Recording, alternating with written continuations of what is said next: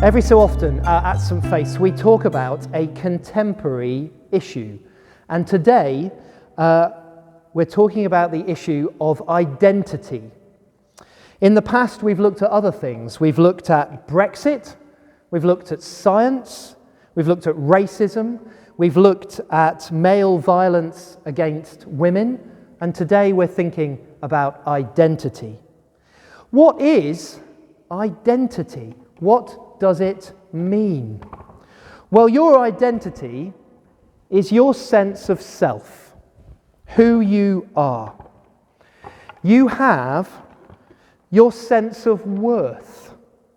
It's the durable core of who you are through all the different roles that you have in life. We all need a sense of identity, a sense of worth that brings us satisfaction in life, regardless of our circumstances, that will help us handle suffering, an identity that provides for us a basis for making moral judgments and living day by day. And we don't do this ourselves. Culture gives us a way of thinking about our identity.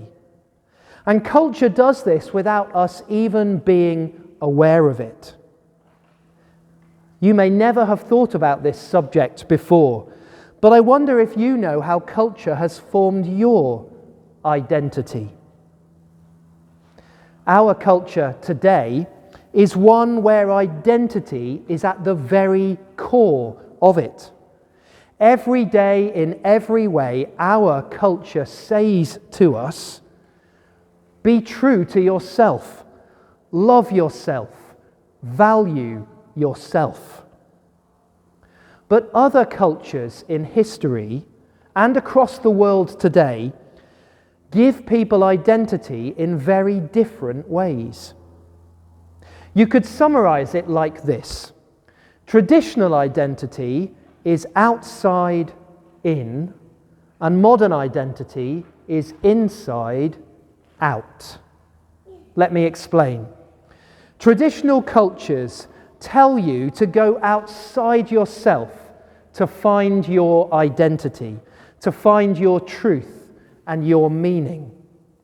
You might look outside yourself to your community, or to your family, or to God, or tradition. You look to those things for an identity, and then you come inside and you realign your feelings and desires to fit with what you have found. Traditional cultures are communal. People live in a family and in a community, and in that family and community you are given certain roles. You are assigned a role, and you can consider yourself a good person.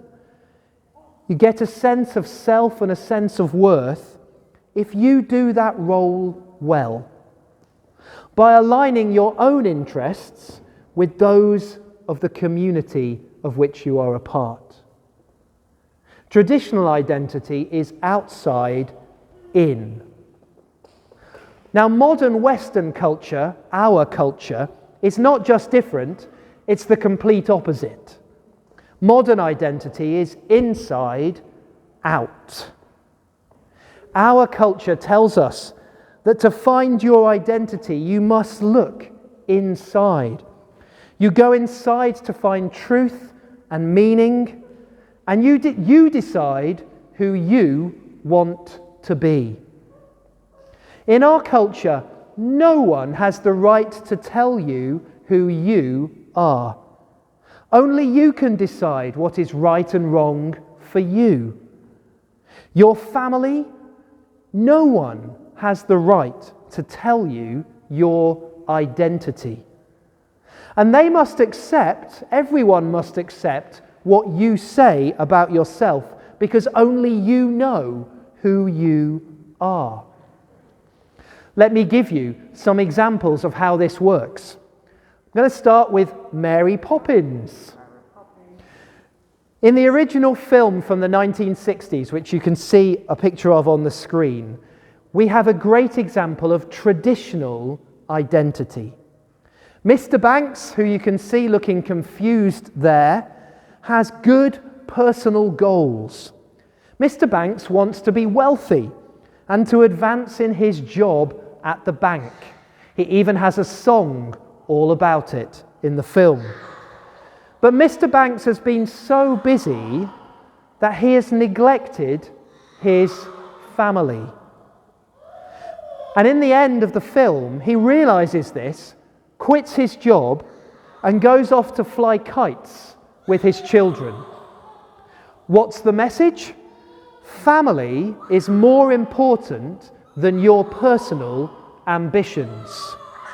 Identity comes from the outside in. Now, a few years ago, Disney made a sequel, Mary Poppins Returns. I wonder if you've seen it. And without giving the plot away, the new film has moved from a traditional identity to a modern identity. The first film was all about doing the right thing by your family. The second film is all about self-discovery and self-expression. Who are you inside? And if you want to see someone move from a traditional identity to a modern identity in front of your eyes, you need to watch Frozen. The most famous song in Frozen, Let It Go. Now in Frozen, traditional culture and identity is presented in the worst way possible. It's terrible. And Elsa sings this at the start of Let It Go. Don't let them in. Don't let them see. Be the good girl you always have to be. Conceal. Don't feel. Don't let them know.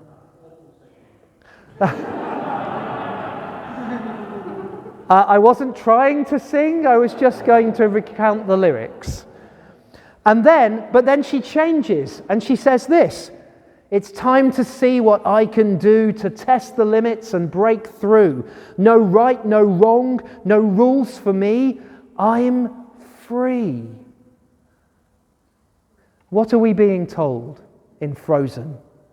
Traditional identity which comes from outside yourself is oppressive. You need to be free, and you do this by looking inside. Don't hold back, express yourself. It doesn't matter what anyone else says. I don't care what they're going to say, says the song. No one else can tell you who you are. So in our culture today, every film we watch, every song we listen to, everything we read is telling us that to find your identity, to find your meaning, your very self, you look inside to your feelings and desires. That's the way to your truth. That's the way to happiness. Now, let's not kid ourselves.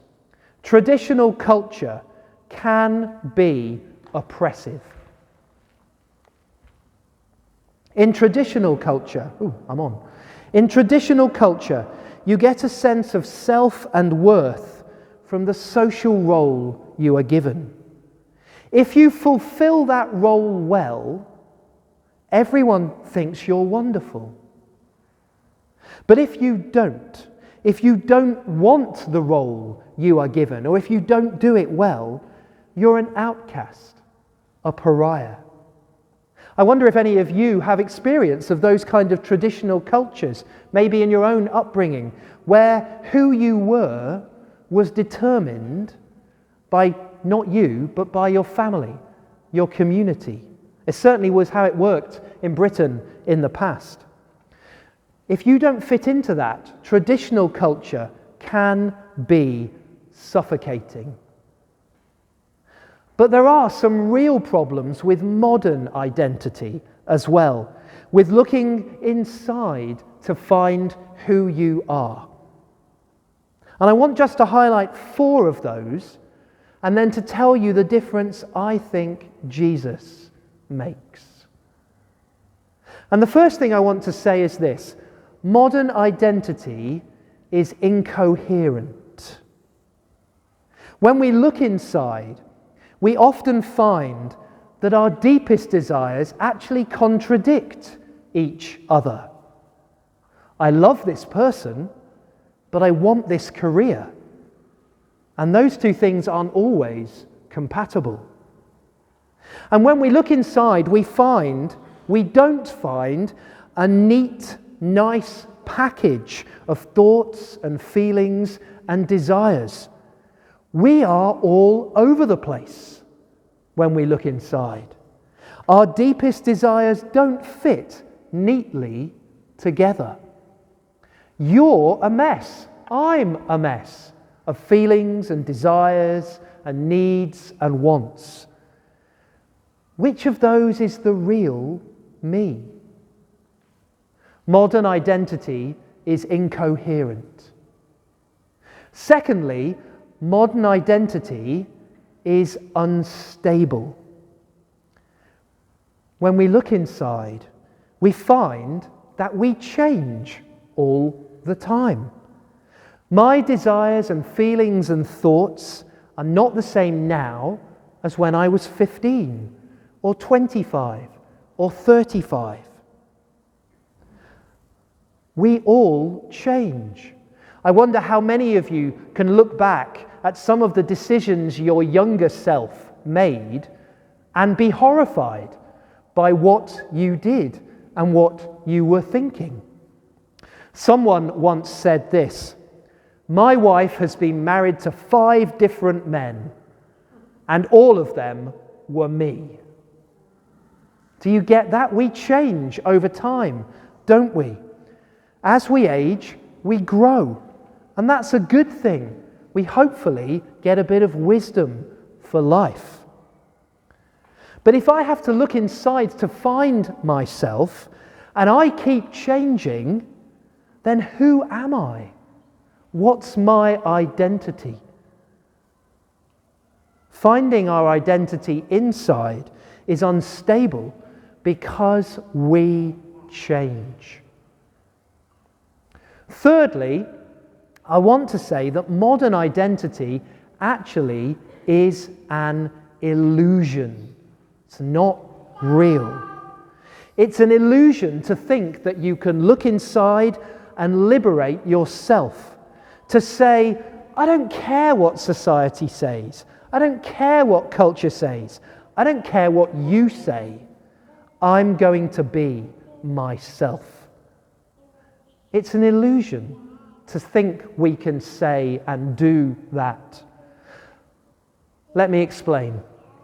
I want you to imagine 1,000 years ago, an Anglo-Saxon warrior standing on the shore here and looking out into the Solent. Now, this Anglo-Saxon warrior admires the view, but looks into his own heart as well. And he notices 2 strong impulses. He notices aggression inside himself. If someone crosses him, he kills them. And he notices also some sexual desires that his culture would question and be concerned about. Sexual desires that are not the norm, let's say. How is our Anglo-Saxon warrior going to respond to those desires? Well, he's going to look at the aggression and say, that's me. That's who I am. Because he's in a warrior culture. Violence and aggression are normal for his culture, just part of life.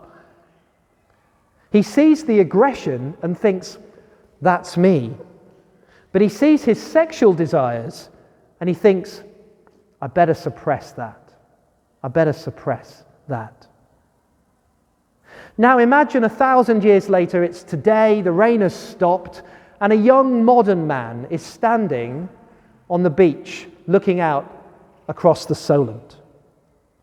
This modern man admires the view, but also looks into his own heart and sees two things. He sees aggression. If someone crosses him, if someone disrespects him, he lashes out and attacks. And he sees a sexual desire that is not the norm for our culture. What does he do? Well, he sees the aggression and he says, I have to suppress that. I need therapy. I need anger management to deal with my aggression. But he sees the sexual desire and he says, that's me. That's who I am. What have we learnt? Neither of those people is looking into their heart and saying, I have to be true to myself. They've both come with a moral grid, which they have got from outside themselves, from their culture. And they're coming in and suppressing part of themselves and affirming other parts of themselves. And doing that, they are doing exactly what their culture tells them to do. Modern people are not finding themselves when they look inside. They are as much being controlled by our culture today as the Anglo-Saxon warrior was 1,000 years ago. Modern culture tells us that when we look inside, we're being liberated, but we're being controlled. Modern identity is, in fact, an illusion. Culture says, nothing to do with us, you be yourself. But we've absorbed so much stuff from culture, we can never do that. And fourthly and finally, modern identity is actually a huge pressure. If no one else can tell you who you are, then it's all up to you. You have to invent yourself. You have to decide who you are and what you want to do, and then go and achieve it. We're told this is freedom, but it's actually a crushing burden. Because it's your responsibility on your own to be yourself and to succeed, and no one else can tell you what to do. So modern identity is a huge pressure. I wonder if you see this in some of the young people that you know. Where have we got to? Well, traditional culture can be suffocating, but Western culture doesn't have the answers either. We can't just look inside and find our own identity. This is where I think Christianity can make all the difference. In traditional cultures, people are trying to satisfy their families and their friends. I wonder if you've experienced of that. Modern people are trying to be true to themselves. But in Christianity, our identity is not achieved by anything that we do. It's received from God. In Christianity, you are made in the image of God and loved by Him. And it's not because you have done anything or met His standards in any way. In fact, it's the complete opposite. You have failed in every way possible. You are a sinner, and yet you are still loved. Paul says in our reading from Ephesians today that those who believe in Jesus have been adopted into God's family. If that's you, then your identity is son or daughter of the living God. That's who you are. Son or daughter of God. And that identity is not dependent on your success or your failure. It's an identity given to you by God in His grace. You are a son or a daughter of God, and God knows your name. Jesus says in our reading from John, the shepherd calls his sheep by name and leads them out. You are known to God. Out of all the great mass of people alive today and who have ever lived, God knows you. He knows your name. You are loved by Him. And how has God shown His love for you? Jesus died for you. Jesus says, I am the good shepherd. I know my own, and my own know me. I lay down my life for the sheep. Before we were even born, Jesus died for us. And we receive this identity from God. You are my son. You are my daughter. That's an identity that can carry us through life. I am not the same person I was 20 years ago, and I will not be the same person in 20 years' time. But I was a child of God 20 years ago, and I'm a child of God today, and I will be a child of God in 20 years. And that identity, my identity as son, God's loved son, is not dependent on other people and me meeting their expectations.